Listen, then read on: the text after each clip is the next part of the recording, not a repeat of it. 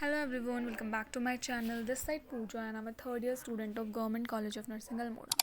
So basically जो counselling का schedule है ये सेकंड राउंड काउंसलिंग का शेड्यूल है। और जैसे लोग मुझसे पूछ रहे हैं कि वो बीएससी नर्सिंग का है, तो नहीं गाइस, ये सिर्फ ये जो है आपके सारे कोर्सेज़ का है। Post basic BSc nursing, MSc nursing, NPCC, ANM, GNM, BSc paramedical and MSc paramedical courses का, ठीक है।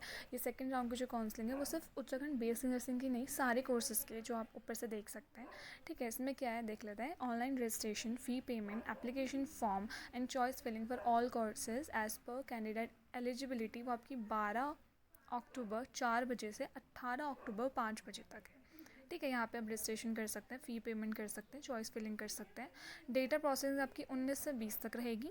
डिक्लेरेशन ऑफ जो रिज़ल्ट होगा आपका 21 को आ जाएगा। और आपका लास्ट जो डेट है ज्वाइनिंग अलॉटेड कॉलेज की, वो हो जाएगी आपकी 26 अक्टूबर। तो आपको क्या करना है, जैसे ही रिज़ल्ट डिक्लेयर होता है 21 को, मान लो शाम को हुआ, तो आपको जो भी पता चल जाएगा उसका रिज़ल्ट, तो आपको 22 को ही यहाँ से कॉलेज के लिए जाना है, जो भी आपको कॉलेज मिला, क्योंकि कम दिन मिले हुए हैं, ठीक है। तो आप अच्छे से यहाँ पे काउंसलिंग कर सकते हैं और अच्छे से आपको कॉलेज मिल जाए, ठीक है। सेकंड राउंड का ध्यान से रखना, जिनने फर्स्ट राउंड काउंसलिंग करी है उनका तो फ्री है, ठीक है। सेकंड राउंड काउंसलिंग उनको कोई फ़ी पेमेंट करने की ज़रूरत नहीं है, उनका फ्री है।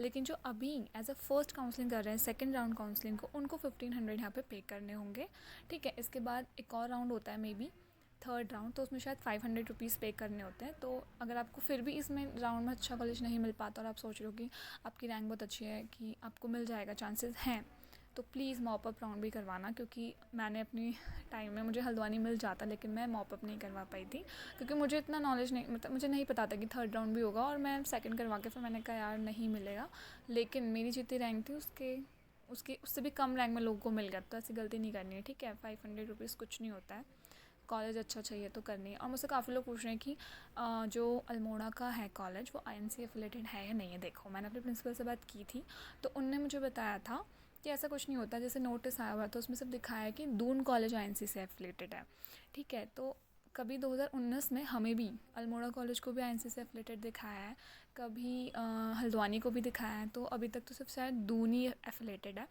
ठीक है। तो उससे ऐसा कुछ फ़र्क तो पड़ता है, वैसे होना चाहिए एनसी, आगे जाके क्या पता हो जाए। दूसरी चीज़, जैसे लोग बोलते हैं कि आईएनसी से एफिलेटेड नहीं है तो नॉर्सेट वगैरह नहीं दे सकते, ऐसा कुछ नहीं है। आप दे सकते हो नॉर्सेट, क्योंकि मेरे काफ़ी सारे सीनियर्स नॉर्सेट एम्स ऋषिकेश में, एम्स दिल्ली में हैं, सीएचओ बन चुके हैं। तो ऐसा कुछ नहीं है कि आप नॉर्सेट नहीं दे सकते उस वे में।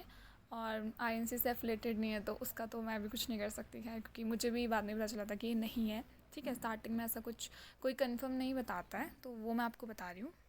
एंड सोच समझ के सेकंड राउंड काउंसलिंग करना, अपनी सीट को अच्छे से अपग्रेड करना, क्योंकि कई पता चला आपका फर्स्ट राउंड का भी छूट जाए और सेकंड राउंड में आपको अच्छे से कॉलेज ना मिले। तो होप फॉर द बेस्ट, अच्छा ही होगा, ऐसा कुछ नहीं है। आप किससे भी पूछ सकते हैं, रिलेटिव से पूछो, अपने सीनियर से पूछो, ठीक है। अच्छे से सोच समझ के करनी है। आप यूट्यूब चैनल पे काफ़ी सारे चैनल्स हैं जहाँ पे आपको बताया जा रहा है, वहाँ पे भी चेक कर सकते हैं, ठीक है। And that's it for this video, and if you like it make sure you like it, share it and subscribe my channel for more upcoming videos. Thank you so much for watching.